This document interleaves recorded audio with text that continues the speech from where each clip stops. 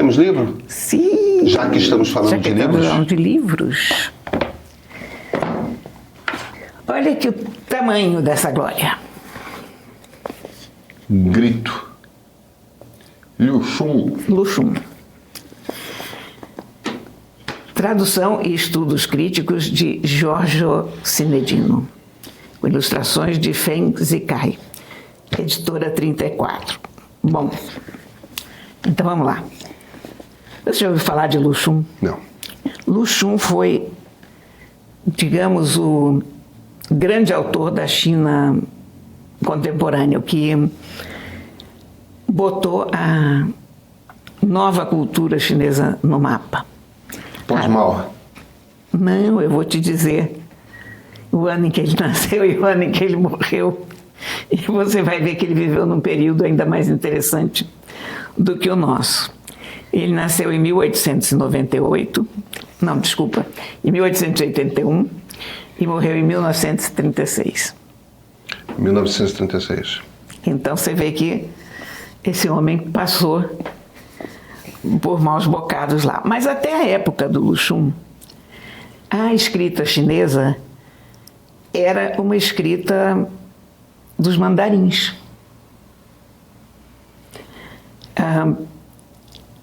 Era uma linguagem completamente diferente da linguagem que as pessoas falavam na vida real. E ele é o primeiro a... Era um modernista. ele é o primeiro a usar essa linguagem coloquial e a pegar o tema das pessoas comuns e tal. Bom, eu já tinha lido algumas coisas dele, basicamente antologias, já tinha lido também uma ou duas antologias de escritos dele, porque os escritos dele são muito gozados, porque você não tem muito como catalogar se são crônicas, se são contos, se são pequenas novelas, são várias coisas diferentes. Mas sempre muito interessante sobre a China, sobre o período que ele está vivendo. Ele nasceu na época em que os homens usavam aquela trança. Né? E o sinal de rebeldia dele foi cortar a trança. Ele tem um... Os homens aristocratas, né? Sim, os mandarins, que não eram nem tanto aristocratas, os mandarins eram... A burguesia, a alta burguesia. A alta burguesia que tinha que estudar muito para passar nos concursos para o serviço público. Aquela coisa confuciana. E o que eles estudavam não tinha a menor utilidade prática, evidentemente. Os caras ficavam lendo os livros de 1000 anos atrás e tinham que decorar as coisas. E ficou um pouco como se fosse uma educação clássica europeia, mas ainda mais bitolada mesmo, vamos lá. E a família dele vinha de um passado desses. Primeiro eles eram comerciantes e depois o avô dele conseguiu se colocar muito bem e de forma muito honrosa no serviço público. Depois houve um momento em que esse avô tropeçou nas pernas e tentou subornar a banca de exame para o serviço público para o filho, o pai do Luxum, passar, mas esse cara parece, coitado, era mesmo um inútil, sem muito talento, e foi descoberto isso. Então o avô foi inclusive condenado à morte, e a família perdeu prestígio, e ele sofreu bullying, enfim. Tudo isso que eu estou te contando agora, eu não sabia. Eu sabia quem era Luxum e tinha lido alguma coisa. E aí chegou esta edição gloriosa da editora 34. Das primeiras 100 páginas deste livro, olha, isto aqui, toda esta parte aqui, olha, um saber biográfico. É um prefácio, uma introdução extraordinária, escrita pelo Giorgio Sinedino. Te situa o Luxum dentro da história, como ele se situa em relação ao tempo dele, como ele cresceu ao longo do tempo. Ele conseguiu escapar intacto, digamos, a Revolução Cultural, porque Mao Tse-tung tinha uma profunda admiração por ele. E ele tinha profissões modestas, ele era um acadêmico, era um professor e tradutor, então não chamava muito atenção, mas ele era, curiosamente... Ele morreu antes da Revolução Cultural, imagino. Ele morreu antes da Revolução Cultural, mas já numa época bastante conturbada, né? Ele nasceu e cresceu numa época de grandes mudanças na China. Mas então ele morreu depois de 49, depois da Revolução? Não, ele Mas morreu então, antes. Por que o Mao tinha admiração por ele? Porque ele era o grande escritor chinês. Mas ele já estava morto, né? Não, o Mao é contemporâneo dele, de uma certa maneira. Sim, mas a Revolução é em 49. Sim, mas ele estava em cartaz, digamos, e estava produzindo, enquanto o Mao estava se formando. Mas ele não morreu nos anos 30? Morreu. Enquanto o Mao estava se formando, Sim. Entendi. Pré-Revolução. Revolução. Entendi. E durante a Revolução, eles liquidaram com todo o conhecimento que havia antes e queimaram livros, etc. Mas escapou. Entendeu? Bom, a China vivia uma confusão feroz nessa época que ele viveu. Era uma insegurança só. Que tem o final do Império, depois Exatamente. aquele período de República. Isso, Kuomintang, o Diabo 4. Bom, então... Chiang Kai-shek. Olha aqui, esse ensaio é sensacional. Porque esse ensaio trata também das influências ocidentais que ele teve, do que fez ele se abrir a essa forma de escrita natural que ele tem. E aí você tem... Eu acho que eu não li nada dele que por acaso não esteja aqui também. Uhum. É uma antologia muito preciosa. É curioso porque tem um conto dele que se chama O Diário de um Louco, que aqui foi traduzido como O Diário de um Alienado. Você vê as interpretações, né? Eu acho que é O Diário de um Louco mesmo, mas é um cara que começa a achar que todo mundo em volta dele é canibal. Ele tem uma coisa, um pouco de Machado de Assis e um pouco de Graciliano na secura do texto. Aquela temática social também?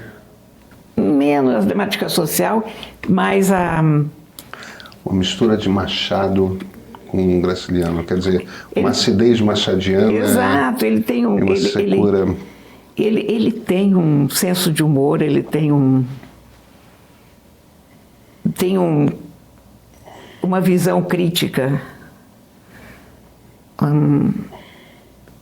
muito interessante, muito interessante. Eu acho que esse livro é sensacional. De novo, é um daqueles mundos que você descobre. Os hábitos, o que podia dar uma história. E tem muita coisa também tão parecida com a gente, sabe? E tão diferente. Os desenhos são contemporâneos dele. Esses desenhos do Feng Zikai. Então, combinam muito bem com todo o espírito do livro. E ainda tem fotografias, inclusive. É um livro mais urbano ou mais rural? Ele tem as duas coisas. Tem tudo. Mas tem muito a vida dos funcionários públicos. Tem os caras que voltam às suas aldeias. A vida dos funcionários públicos é uma coisa que eu tenho certeza que Machado de Assis escreveria sobre. Sim, pois é, mas ele só não foi ser um mandarim porque na época dele isso já estava começando a ficar um pouco... Entendi. Um pouco... O Puyi, que era o último imperador, estava para ser... Tem aquele livro aquele filme do Bertolucci que... O Último Imperador. que é esse período na China, né? Eu até hoje eu não sei o que eu acho daquele filme. Eu também não, porque esse filme foi lançado na época do Império do Sol, do Spielberg. E eu fiquei tão apaixonada pelo Império do Sol e achei O Último Imperador fraco. Eu não sei porque os filmes eram concorrentes. O Último Imperador é muito bonito. Tem uma fotografia, aquela coisa exuberante, né? Tem uma coisa de...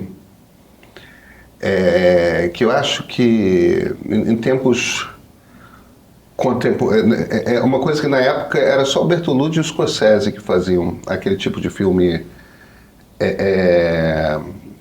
cinemão, né? Mas ao mesmo tempo... Não, tinha mais gente fazendo cinemão naquela época. Quem mais, Cora? Eu acho que era só eles. Mas tinha. Stanley Kubrick, por exemplo. Não, o Kubrick já estava praticamente aposentado. Não, senhor. O que o Kubrick fez depois? E eu acho que Barry Lyndon é mais ou menos dessa época. Não, Barry Lyndon é anterior, é bem anterior. E Barry Lyndon eu acho que é o último Kubrick. E o Visconti? E o Zeffirelli? Não, o Zeffirelli não fazia cinemão. O Zeffirelli fazia Shakespeare meloso. E o nosso amigo que fez o Lawrence da Arábia, meu Deus do céu, que esqueci o nome. David Lynch. David Lean, perdão. Mas isso é muito antes. Scorsese e o Bertolucci estão filmando nos anos 90. Final dos anos 80, anos 90 todos. David Lean, o último filme dele, eu acho que é anos 70. É o que? Não é anos 70, não. Eu acho que é. Gente, não posso acreditar, peraí. Eu acho que é. O Lawrence é anos 60. Kubrick vai até anos 70 também, talvez início dos anos 80. David Lean morreu em 91. 2001 é 68, 69. Clockwork Orange, o Laranja Mecânica, é início dos anos 70. Olha,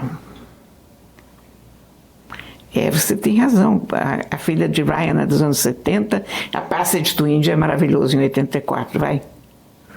O filmão. Mas o Bertolucci não, tudo bem. O Último Imperador deve ser 86, por aí. Eu acho, pois é. Enfim. Mas é que tem outros filmes do Bertolucci, como, por exemplo, o Céu que Nos Protege, que eu acho mais interessante. O Céu que Nos Protege é um dos filmes mais bonitos de todos os tempos. Eu acho mais interessante. Mas não só é deslumbrantemente bonito, como de alguma forma eu acho que os personagens são mais críveis. O Último Imperador está todo mundo muito distante, você não consegue criar empatia com ninguém.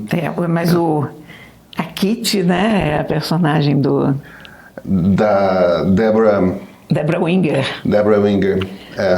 Olha aqui, é absolutamente maravilhoso esse filme, né? Eu lembro de uma cena que marcou muito quando eu vi no cinema, que é um céu muito azul, a pele dela muito tostada de sol, os olhos dela muito azuis, o deserto absolutamente amarelo e ela com um hijab cobrindo a cara, então você só vê isso do rosto dela, os olhos azuis, a pele tostada, o amarelo do deserto. Maravilhoso, né? Aquilo é uma fotografia de você assim. É o John Malkovich que faz John Malkovich. Porta. É um filme que e eu gosto de literatura beat, né? Então é um filme, aquela coisa daquele mundo de drogas em Tangier e eu acho tudo muito... Eu acho que o Último Imperador é um filme mais... É um filme menor do Bertolucci, sabe? Eu não sei se é um filme menor. Ele é um filme com uma proposta muito Me parece que é só para ser plástico. Exatamente, uma proposta fria, eu acho. Não sei. É muito bonito visualmente, mas é plástico. Enfim, eu só lembrei do Último Imperador porque é exatamente esse momento que você está falando. Exatamente, é essa época. Agora, o que é importante, a gente fica aqui fazendo essas derivadas aí em cinema, e eu sou péssima com datas, então eu me lembro de tudo. Talvez eu me lembre, porque eu não tenho muita essa distinção, porque são filmes que eu assisti e reassisti milhares de vezes ao longo da minha vida, porque... Aí você se perde na data, eu né? me perco totalmente. É um primeiro encontro no cinema, mas tudo isso eu tenho em DVD lá em casa e quase com um buraco de tanto assistir. Mas eu vou te dizer por que eu sei. Porque eu era criança virando adolescente e eu estava descobrindo cinema. Então, são as primeiras coisas que eu fui ao cinema assistir com um olhar já em busca de uma estética que me agradava, sabe? Aí tem uma coisa tem um marcador que é de idade, de um momento de deslumbramento, eu acho. Então, é muito... Agora, por que tudo isso é importante? Primeiro, porque esse é um livrão. Porque essa introdução, ainda que ela tenha um ligeiro toque acadêmico, porque esse homem aqui é um scholar, então ele tem aqueles cuidados de botar os nomes das pessoas, e aí ele abre e bota o ideograma que aquilo representa, etc. Mas é interessantíssima a introdução. Os contos são muito interessantes. É muito bom de ler, porque você não precisa ler isso aqui daqui até o fim. Você abre e lê um conto, você abre e lê outro, você lê um pedacinho. E você vai entendendo um pouco o que é a China, porque está mais do que na hora da gente começar a entender a China, né? Porque a gente vem de sei lá quantas décadas de soft power americano. A nossa cultura está toda escorada no mundo ocidental, na Europa de um lado, nos Estados Unidos do outro. A gente conhece muito pouca cultura oriental. A Coreia agora está aparecendo com importância, eu fico super feliz com isso, porque esse movimento da Coreia de soft power eu acompanhei muito de perto, porque eu vi isso crescendo, né? Isso foi uma coisa feita, você vê. Os doramas e a música estão explodindo para todo mundo, né? Um país que se faz no tempo da vida de uma pessoa, hein? Isso é muito impressionante. Vou até abrir um parênteses, não diga dorama. Não? Não, diga K-drama. K-drama? K-drama, pelo seguinte, porque dorama é a forma que os japoneses usam. Não, tem uma rivalidade importante, né? Não é rivalidade.